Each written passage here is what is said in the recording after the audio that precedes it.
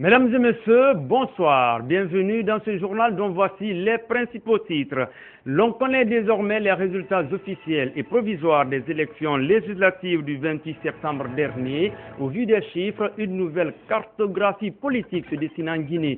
Plusieurs observateurs de la vie politique nationale souhaitent qu'à la future Assemblée nationale, les débats d'idées priment sur les considérations politiques.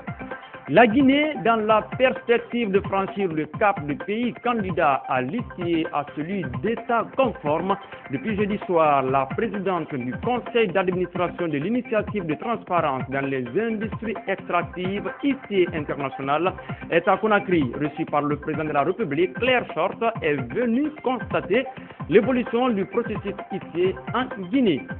Et puis nous parlerons des femmes avec leur éternel problème de beauté. De nos jours à Conakry, l'un des styles les plus prisés pour se rendre belle est le port des faux cils. Pour s'en rendre compte, nous avons fait un tour de quelques salons de beauté. Malheureusement, l'utilisation des faux cils n'est pas sans conséquence avec des risques liés notamment à la cécité. Mesdames et messieurs, c'est tout pour les titres. Encore une fois, bienvenue dans ce journal. L'opinion nationale et internationale attendent impatiemment la mise en place de la future Assemblée nationale en Guinée, 11 ans après la précédente. Aujourd'hui, on se demande quels pourraient être les défis qui attendent cette Assemblée nationale. Autant de questions qu'on se pose après le scrutin législatif du 28 septembre dernier, bien constatant à ce que le nouveau Parlement soit un véritable promoteur de la démocratie. Alors, de quelle manière il devrait jouer son rôle? Élément de réponse dans ce reportage de Mohamed Malik Diallo. L'un des rôles fondamentaux de l'Assemblée nationale est de voter les lois, qu'elles soient organiques, ordinaires ou de programmation. Le contrôle de l'action gouvernementale s'impose au pouvoir législatif telle une obligation selon l'article 72 de la Constitution du 7 mai 2010. De la nécessité pour de nombreux analystes et anciens députés tels que Mamadi Diawara d'avoir un parlement serein qui aide le gouvernement à mettre fin à la gabegie financière qui a toujours caractérisé l'administration guinéenne. C'est le député qui peut dire, bon, écoutez, pour que ce prêt soit autant profitable au peuple de Guinée, pourquoi ne l'a-t-on pas orienté par là? Et il renvoie la copie au ministère du Plan et de l'Économie et des Finances pour revoir la nouvelle orientation.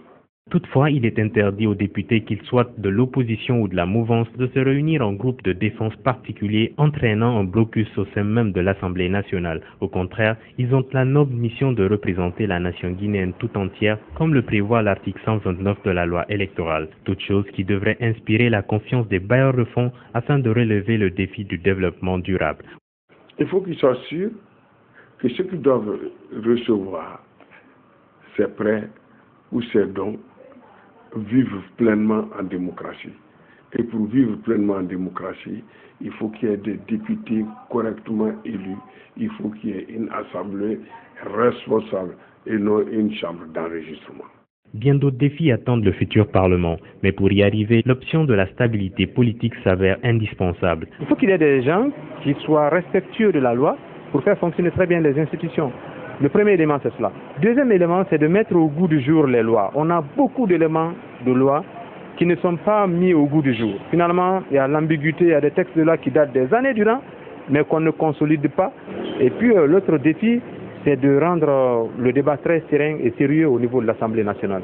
Comme l'exemple doit venir d'en haut et l'imitation d'en bas, pour favoriser le respect des institutions par les citoyens, les personnes qui animent ces institutions-là doivent montrer d'abord l'exemple. Le professeur Alpha Condé a la possibilité de dissoudre le Parlement, mais cependant, le contexte actuel ne lui permet pas d'exercer ce droit, car il faut 3 ans d'exercice à l'Assemblée nationale pour être dissoute, et ce, pas plus d'une fois au cours d'un mandat présidentiel. Par contre, quand le président ou un ministre de la République commet un acte de haute trahison, le Parlement peut choisir 6 députés qui feront office de juge aux côtés du président de la Cour suprême, du président de la Cour des comptes et celui de la Cour constitutionnelle pour juger les faits qui lui sont reprochés. Après les élections législatives, une nouvelle cartographie politique se dessine en Guinée. Le scrutin a surtout été marqué par le fait que l'opposition talonne le parti au pouvoir dans le partage des sièges à l'Assemblée nationale. Une performance de l'opposition qualifiée d'avancée démocratique par plusieurs observateurs de la vie politique nationale. Et ils souhaitent voir les futurs députés débattre des vrais problèmes de la nation au détriment des considérations politiques. Reportage Mamadi Kamisoko. Y a-t-il eu rupture sanctionnant le régime actuel pour sa gestion comme l'avait sollicité le principal parti d'opposition? Pas vraiment. Mais tous les analystes politiques s'accordent sur la performance de l'opposition lors des élections législatives du 28 septembre dernier. Avec une cinquantaine de sièges à la future Assemblée, elle a réussi son premier test électoral sous l'ère Alpha Condé. Un succès qui est mis au compte de l'avancée démocratique dans le pays.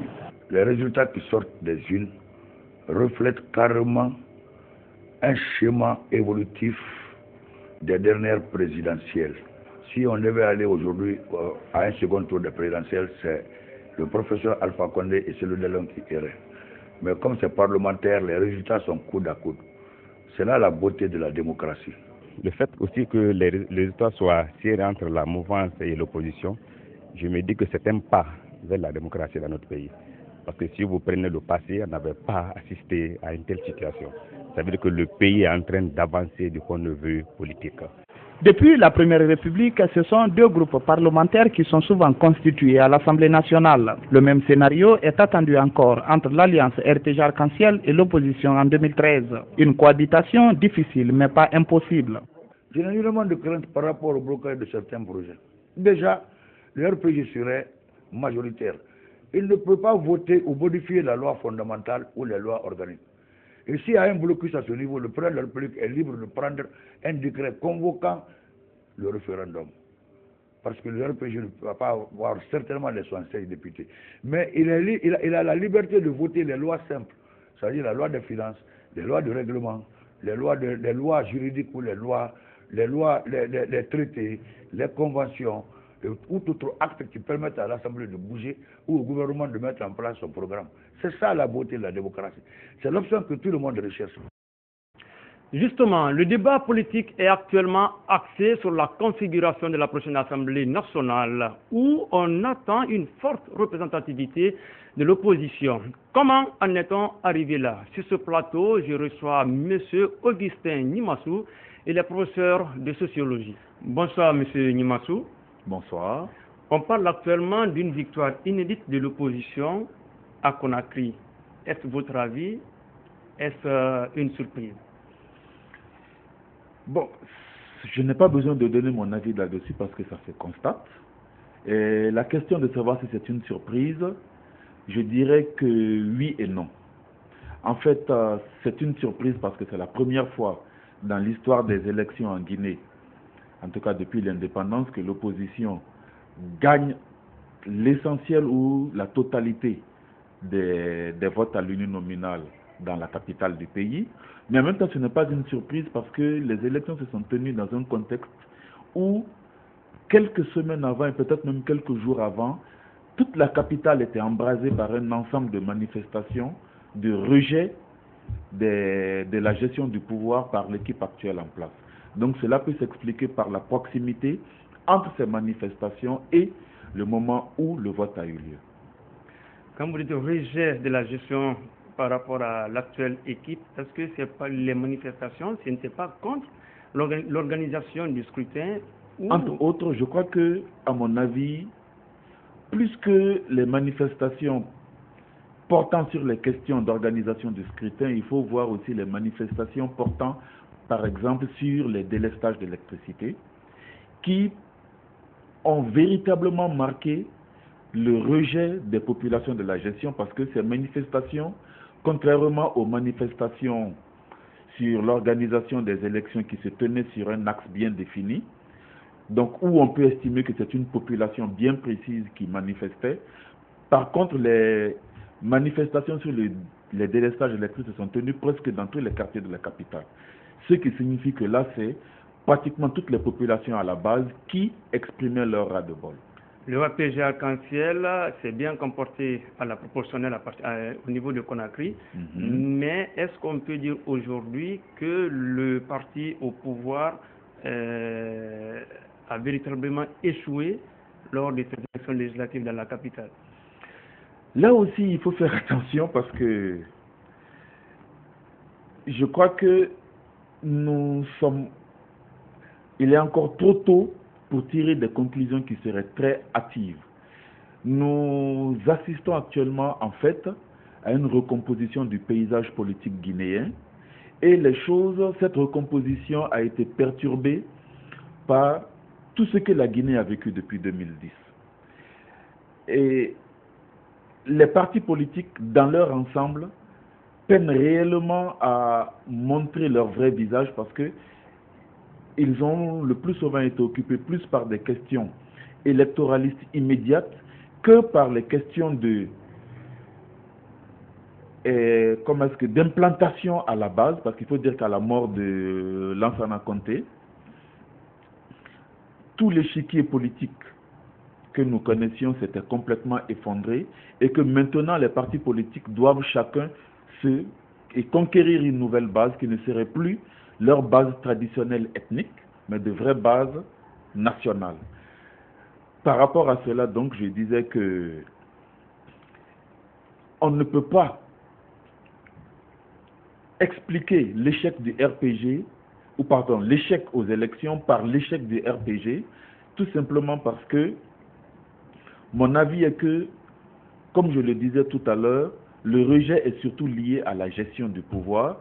Et il ne faut pas oublier que très souvent les populations, actuellement surtout dans les zones urbanisées comme Conakry, ont des aspirations très fortes qu'ils expriment parfois par un rejet systématique de l'équipe qui dirige. Ça veut dire que donc, même si c'est un autre parti qui avait géré le pays depuis 2010 et que nous avions assisté à ces pénuries d'eau et d'électricité, à la montée des prix des denrées sur le marché, il y aurait eu le même rejet, sans que ce soit un rejet du parti lui-même, mais plutôt un rejet de sa gestion. Est-ce que c'est l'unique raison dans la mesure où aujourd'hui, dans les communes où l'opposition a remporté à l'uninominal, le RPG Arc-en-Ciel a remporté à la proportionnelle, là, est-ce qu'on peut dire qu'il y a rejet du pouvoir? Est-ce que là, c'est pas parce qu'il y a une différence entre le scrutin à la proportionnelle et le scrutin à l'uninominal? Justement, cette dichotomie des résultats entre proportionnel et uninominal prouve un peu la difficulté à lire la vraie réalité du paysage politique guinéen aujourd'hui. A priori, quelqu'un qui gagne à l'uninominal, cela signifie que son parti est plus proche des populations à la base dans la zone qu'il a gagnée. Mais comment une même population peut-elle voter pour quelqu'un à l'uninominal et voter pour un autre parti à la proportionnelle? Ça veut dire qu'en fait, là où des candidats ont été élus à l'uninominal, ça veut dire surtout que c'est des personnes qui ont été élues, pas des partis. Et donc c'est la personnalité de l'individu qui joue un rôle très fort dans son élection. Ça veut dire qu'en même temps, les populations sont proches de certains individus, pas forcément des partis dans lesquels ces individus sont, et dans le même moment sont proches parfois d'un parti où l'individu dont ils sont proches n'est pas membre. Donc tout cela dénote un peu la grande complexité du paysage politique actuel en Guinée. D'accord. Le RPG Arc-en-Ciel a échoué à Conakry à l'uninominal, mais il a quasiment remporté à l'uninominal à l'intérieur du pays oui. Où il a raflé tout en Haute-Guinée. À part là, en forêt, il a également raflé tout. En Basse-Côte, à part Bofa, je crois, et une autre préfecture, il a également tout raflé. Qu'est-ce qui explique ce décalage entre Conakry et l'intérieur du pays, selon vous? Là encore, comme je le disais tout à l'heure, c'est que les populations les plus urbanisées, et également les plus éduquées, et c'est le cas de Conakry par rapport au reste du pays, ont des aspirations généralement plus grandes, des désirs plus immédiats, qui veulent voir réaliser de façon plus immédiate. Très souvent, les populations qui ne sont pas trop urbanisées, pas trop éduquées, sont des populations qui acceptent le pouvoir en place sans se poser trop de questions. Mais le fait qu'à Conakry, nous ayons une population assez jeune, très urbanisée, donc ayant des comportements très différents de ceux qui vivent en campagne, et également d'un niveau d'éducation parfois assez élevé, cela fait que les populations de Conakry ont de très fortes aspirations et elles veulent voir se réaliser tout de suite leurs désirs. Et lorsque ces désirs tardent à se réaliser, ils sanctionnent les gouvernants parce qu'ils rendent ces gouvernants responsables de leur situation. Voilà, juste pour, en quelques secondes pour finir cette rubrique. Selon vous, bon, aujourd'hui, il est évident que le RPG n'a pas la majorité absolue attendue, mais selon vous, quelles pourraient être les futures alliances? Difficile de dire. Il est vrai que pratiquement toute l'opposition est partie pratiquement en rang serré. L'opposition dite républicaine? Dite républicaine. Bon, toutes les oppositions sont républicaines de toutes les façons, parce qu'on ne va pas dire que ceux qui ne s'allient pas à l'opposition qui se dit républicaine sont anti-républicaines. Oui. Donc toutes les oppositions a priori sont républicaines, mais il y a eu des alliances stratégiques, et l'histoire nous a montré que les alliances stratégiques tiennent jusqu'au moment où on a réalisé ce pourquoi on s'est allié. Et après, il faut tout rebâtir à partir de zéro. Nous avons vu que durant le règne du défunt président Lansana Conté, le pouvoir actuel était allié à l'opposition qui se dit républicaine. Mais depuis que c'est le RPG qui a remporté les élections de 2010, ses anciens amis d'hier sont devenus aujourd'hui ses opposants, et des opposants très farouches. Ça veut dire que l'alliance stratégique qui a conduit aux résultats que nous voyons pourrait éclater lorsqu'il s'agira maintenant de se partager les places à l'Assemblée. Parce que là, c'est d'autres intérêts immédiats qui seront en discussion, ce qui pourrait remettre l'alliance que nous avons vue complètement en voilà. Merci M. Nimassou. Cela veut dire que rien n'est encore joué. Oui. Les jours à venir nous réservent bien des surprises. Merci d'avoir accepté de répondre à nos questions. Merci à vous aussi. La présidente du conseil d'administration de l'initiative de transparence dans les industries extractives ITIE International est depuis jeudi soir à Conakry. Claire Short est venue constater l'évolution du processus ITIE en Guinée, ainsi que les modalités à remplir pour amener le pays à franchir le cap de candidat à celui d'État conforme. Outre le président de la République, la délégation a conféré avec tous les acteurs impliqués dans le processus. Alpha Omar Baye. C'est une importante délégation de l'ITIE International conduite par la présidente du conseil d'administration qui est en séjour de travail en Guinée. Arrivée jeudi soir à Conakry, la délégation a été reçue par le président de la République le même jour et les entretiens ont porté sur la mise en œuvre du processus dans le pays. Ce vendredi, la délégation a rencontré le Premier ministre à la primature en compagnie du ministre des Mines et de la Géologie et des autres membres du gouvernement concernés également par l'ITIE. L'objectif de notre mission, c'est de nous rassurer que la Guinée réponde aux exigences de l'ITIE, voir comment est-ce que la Guinée aussi peut aller de l'avant et nous rassurer que les ressources naturelles de votre pays contribuent au développement national et surtout aux aspirations de population. La Guinée a jusqu'au 26 avril 2014 pour se conformer aux normes de l'ITIE International et jusqu'au 31 décembre 2013 pour publier et disséminer les rapports 2011 et 2012. Le temps presse, mais l'espoir reste permis, selon le ministre des Mines et de la Géologie. Au jour d'aujourd'hui, la Sogui-Pami a publié sur le net son chiffre d'affaires, ses statuts et toute son organisation. Aujourd'hui, c'est rare parmi les pays qui sont conformes, qui ont pu achever de telles actions au niveau de l'ITIE. C'est pour dire que bien que nous ne sommes pas encore conformes, on a fait, du moins on a posé des gestes qu'aucun pays conforme n'a pu réaliser au jour d'aujourd'hui. C'est pour dire tout simplement que nous sommes dans la bonne voie et nous sommes déterminés d'ici avril 2014 à remplir tous les autres critères pour être un pays conforme. La délégation de l'ITIE International a également rencontré les membres de la Chambre des mines de Guinée. Les échanges étaient axés sur le récent code minier, son impact sur les investissements en Guinée, mais aussi sur le rôle des industries extractives dans l'ITIE. Je voudrais donc remercier nos hôtes et leur dire que le secteur minier, les entreprises minières restent fermement engagées à ce que la Guinée prenne pleinement sa place dans l'initiative de transparence dans les industries extractives et que, avec le gouvernement, que nous puissions ensemble aboutir au fait que la Guinée puisse remplir toutes les conditions qui sont attendues afin que notre pays soit demain un pays modèle un pays exemplaire dans cette initiative-là. Le clou final du séjour de cette délégation a été la rencontre avec le comité de pilotage de l'ITIE Guinée. Au terme des travaux, les membres du comité de pilotage se disent confiants quant au passage de la Guinée de pays candidat à celui de pays conforme en avril 2014. Le manque d'exercice physique, l'alcool, l'obésité et même la première grossesse, mais tardive, peuvent favoriser le développement du cancer des seins. Actuellement, 40% des malades qui viennent se faire consulter au service cancérologie du CHI Donka souffrent de cette maladie. Tenez-vous bien, même les hommes sont concernés. Mais attention, les images que vous allez voir peuvent heurter la sensibilité. C'est un reportage signé Marie-Sheila Fofana. Le cancer du sein, une tumeur maligne de la glande mammaire. Autrement dit, c'est un cancer qui naît dans les unités cellulaires dont la fonction est de sécréter le lait, essentiellement chez la femme.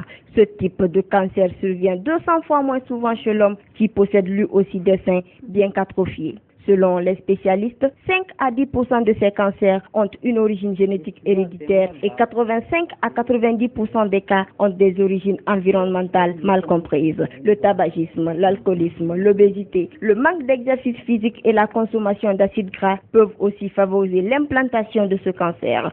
Vous avez les cancers du sein en fonction du terrain, en fonction de l'âge de la femme. Le cancer du sein aussi peut se développer dans certaines conditions particulières, comme par exemple le cancer du sein qui se développe chez une femme enceinte. Vous avez également certaines maladies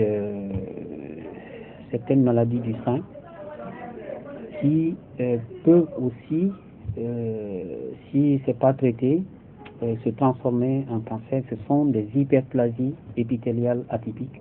Les manifestations du cancer du sein sont diverses selon Dr Traoré. Dans la plupart des cas, cette maladie se manifeste par la présence d'une boule indolore dans le sang. Si la femme ne consulte pas à temps, elle se transforme en un caillot et déforme le sang.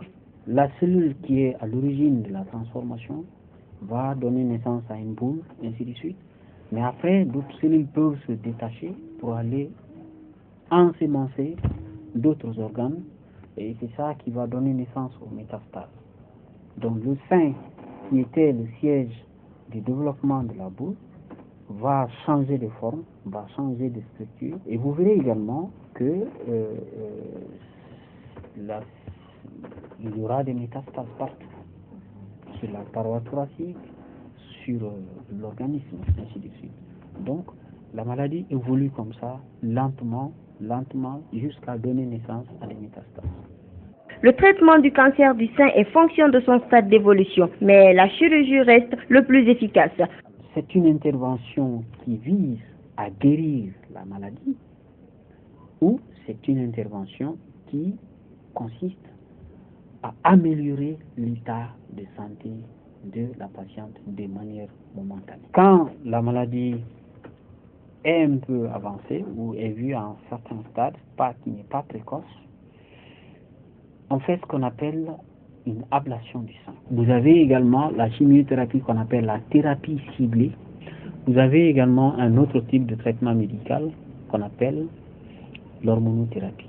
Il y a un dernier volet qu'on appelle la radiothérapie. Pour une meilleure prévention de cette maladie, il est conseillé aux femmes et à leurs conjoints de procéder à des touchés mammaires afin de détecter la présence de la boule. Adopter une bonne hygiène de vie, consommer des légumes et surtout se faire suivre régulièrement par un spécialiste.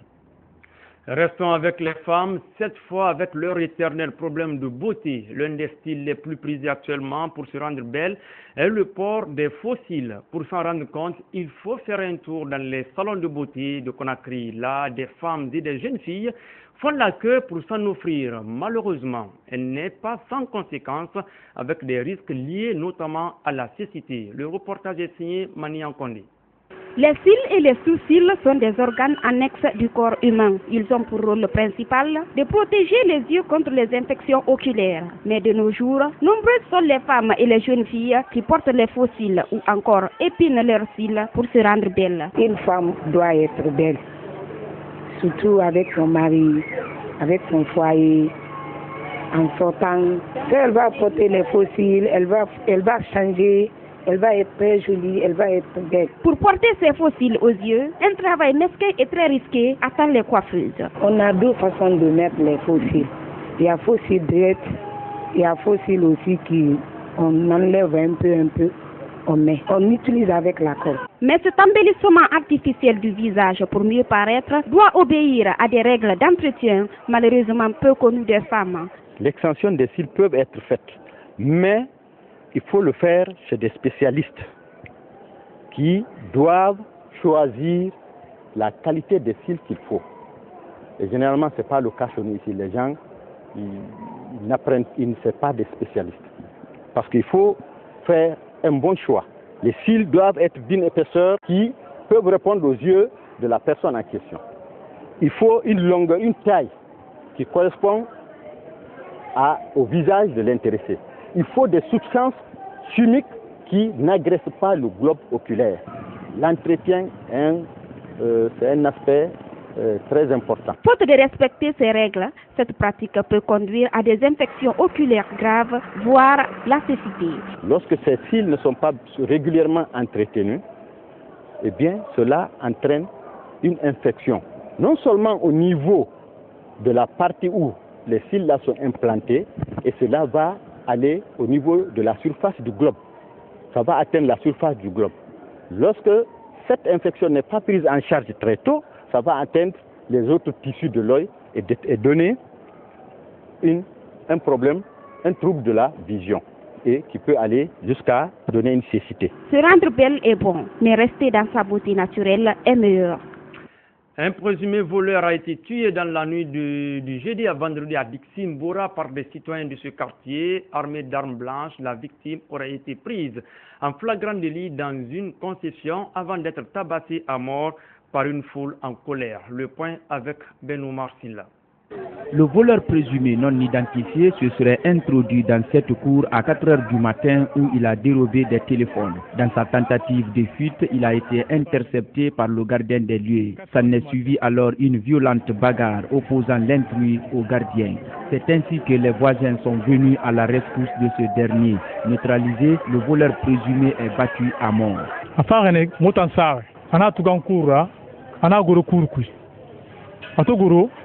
Il est venu sauter par le mur, descendre dans la cour et ramasser nos téléphones. Voulant fuir en escaladant le mur, j'ai pris ses pieds. Il a dit si je ne le laisse pas, il va me poignarder. Il avait une paire de ciseaux et 3 couteaux. Dans la bagarre, nous avons récupéré ses armes et le ligoté, puis le faire sortir dehors pour le conduire à la police. C'est là que les gens sont venus le frapper.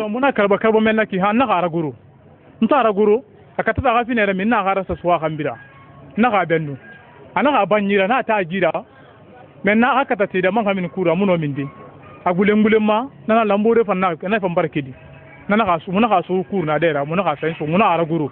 Après avoir été frappé par une foule en colère, l'infortuné voleur présumé est resté dans l'agonie jusqu'au petit matin avant de rendre l'âme à 8 heures selon les témoins. Arrivé tard sur les lieux, les autorités policières de la commune de Dixine et le chef de quartier n'ont livré aucun mot à la presse. Et dans la foulée, les populations de ce quartier se disent être victimes de beaucoup de vols et d'attaques à main armée. Elles promettent de se rendre justice. On y saurait se faire justice. Mesdames et messieurs, c'est la fin de cette édition d'information. Merci de l'attention. Passez un très bon week-end en compagnie des programmes d'Évasion Guinée. Vous pouvez visiter notre site web www.groupeevasionguinée.info. Encore une fois, bonsoir chez vous.